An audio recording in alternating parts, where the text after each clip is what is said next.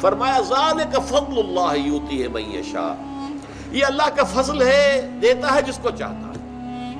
واللہ ذو الفضل العظیم، اللہ بہت بڑے فضل کا مالک ہے، اس کے خزانہ فضل میں کمی نہیں ہے، اس کے تو اتھا خزانے ہیں بے کنار، وہ جس کو چاہے دیتا ہے۔ ایک بہت بڑا فضل ہے جو، اب دیکھیے اس فضل کی ترتیب نوٹ کر لیجیے۔ سب سے بڑا فضل، سب سے بڑا فضل، سب سے بڑا فضل محمد الرسول اللہ صلی اللہ علیہ وسلم پر ہوا۔ ان فضلہ کان علیک کبیرا، اے محمد صلی اللہ علیہ وسلم، اللہ کا فضل آپ پر تو بہت بڑا ہے، بہت بڑا ہے، بہت بڑا ہے۔ جو آپ کو مقام جو عطا ہوگا، مقام محمود قیامت کے دن، آپ کے ہاتھ میں آپ فرماتے لواء الحمد بیدی، اللہ کی حمد جو ہے اس کا جھنڈا میرے ہاتھ میں ہوگا، اور دربار اخروی جو ہے اللہ تعالیٰ خود صدارت فرما رہے ہوں گے، وجاء ربک والملک صفا صفا، آ جائیں گے پروردگار بھی، کیسے نزول ہوگا وہ ہم نہیں جانتے۔ قرآن کہتا ہے میدان حشر میں اللہ تعالیٰ جو ہے نازل ہوں گے، نزول فرمائیں گے، اور فرشتے ہوں گے صفے باندھے ہوئے، اور پھر پوری نوع انسان کی حاضری ہوگی۔ وہاں حضور فرماتے لواء الحمد بیدی، آپ کا نام کیا ہے؟ محمد، احمد، اور حمد سے یہ الفاظ بنے گا، حمد کا جھنڈا میرے ہاتھ میں ہوگا، اور اس روز جو حمد میں کروں گا اللہ کی، آج وہ نہیں کر سکتا۔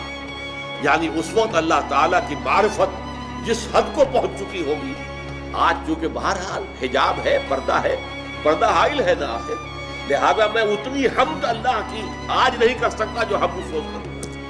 تو اللہ تعالیٰ کا سب سے عظیم فضل، خاتم المرسلین، خاتم الانبیاء، انسانوں میں سے سید البشر، وہ انسان محمد ہے صلی اللہ علیہ وسلم۔ پھر بہت بڑا فضل ہو گیا امیین پر، کہ حضور ان میں سے تھے نمبر ایک۔ یہ تو اللہ تعالیٰ کی بہت بڑی رحمت ہے، بہت بڑی فضیلت ہے۔ امیین کو فضیلت ملی، انہی میں سے ایک آدمی کو چن لیا گیا، انہی میں سے ایک شخص۔ اب ظاہر بات ہے کسی کا وہ بھتیجا تھا، کسی کا وہ پوتا تھا، آپ کو معلوم ہے عبد المطلب کے پوتے تھے نا آخر حضور، آپ کے والد آپ سے کی ولادت سے پہلے انتقال کر گیا، لیکن ابن عبداللہ تھے نا، حضرت خدیجہ کے شوہر تھے نا، ابو طالب کے بھتیجے تھے نا، عباس کے بھتیجے تھے نا، تو انہی میں سے فرام دیئر اون کتھ اینڈ کن ہم نے نازل کیا۔ تو معلوم یہ ہوا کہ بہت بڑی فضیلت کا مقام جو ہے وہ عربوں کو حاصل ہو گیا، بنو اسماعیل کو۔ یہی وجہ ہے کہ سب سے بڑے عذاب کے مستحق بھی وہی ہو گئے، جن کے رتبے ہیں سوا، ان کی سوا مشکل ہے، جن کا مقام بلند ہوتا ہے۔ سورہ احزاب میں فرمایا گیا یا نساء النبی لستن کاحد من النساء، اے نبی کی بیویوں تم عام عورتوں کے مانند نہیں ہو، اگر تم میں سے کسی نے کوئی غلط حرکت کی تو سزا دوہری ملے گی عام لوگوں کے نسبت۔ جب تمہیں اللہ نے یہ کچھ دیا ہے، محمد کے گھروں میں آباد کیا ہے، تو تمہارا مقام تو بہت بلند ہونا چاہیے۔ تمہیں تو امت کی تمام خواتین کے لیے اسوہ بننا ہے، نمونہ بننا ہے۔ تو فضل نمبر ایک محمد الرسول اللہ پر، فضل نمبر دو امیین پر، اور فضل نمبر تین میں ہم بھی شامل ہیں، آخرین منہم، ہم ہندی ہیں یا کچھ اور ہیں، یا کوئی افغان نسل سے ہے، یا کوئی ترک ہے، یا کوئی مغل ہے، کوئی بھی ہے، یہ سب کیا ہے؟ آخرین منہم۔ بہرحال اللہ تعالیٰ نے ہمیں بھی چنا، ہمیں پسند کیا، ہمارے آباء و اجداد کو اسلام کی جو ہے توفیق دی، اسی سے ہمیں اسلام جو ہے ہم تک پہنچا ہے۔ تو ذالک فضل اللہ یؤتیہ من یشاء، یہ اللہ کا فضل ہے، اللہ جسے چاہتا ہے دیتا ہے۔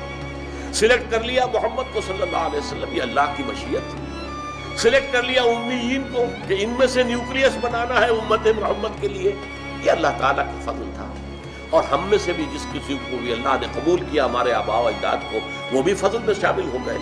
ذالک فضل اللہ یؤتیہ من یشاء واللہ ذو الفضل العظیم، اللہ تعالیٰ تو بہت بڑے فضل والا ہے، اس کے فضل کے جو خزانے ہیں وہ اتھا ہیں۔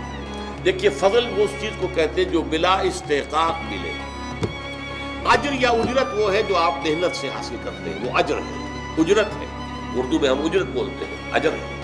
لیکن فضل جو بلا استحقاق، آپ نے ایک مزدور کو ہائر کیا، 8 گھنٹے کام کرنا ہے، 100 روپے مزدوری تھی، شام کو آپ نے 100 روپے دے دیے، وہ 101 ڈیمانڈ نہیں کر سکتا۔ لیکن اگر آپ نے دیکھا ہے کہ اس نے بڑی محنت سے کام کیا، چاہے کوئی سپروائز کر رہا تھا یا نہیں کر رہا تھا، ہی واز ورکنگ، تو آپ نے اس کو 10 روپے 20 روپے اور دے دیے. یہ فضل ہے، یہ آپ نے دیا ہے جس کا اس کے لیے استحقاق نہیں تھا. ہی کوئی ڈیمانڈ نہیں. تو اللہ سے کوئی انسان بھی کوئی شے ڈیمانڈ نہیں کر سکتا.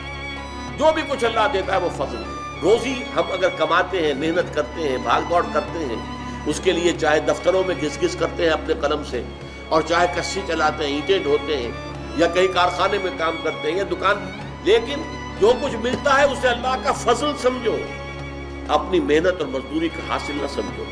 لہذا سورہ جمعہ ہی کے اندر آ جائے گی وہ آیت فَإِذَا قُضِيَتِ الصَّلَاةُ فَانتَشِرُوا فِي الْأَرْضِ وَابْتَغُوا مِنْ فَضْلِ اللَّهِ. جب نماز جمعہ ادا ہو چکے تو اب تم پھیل سکتے ہو، جاؤ اپنے اپنے کام پر، جاب پر، اپنی محنت پر، دکان پر، ریڈی پر، جس پر بھی جاؤ محنت کرو، اللہ کا فضل تلاش کرو.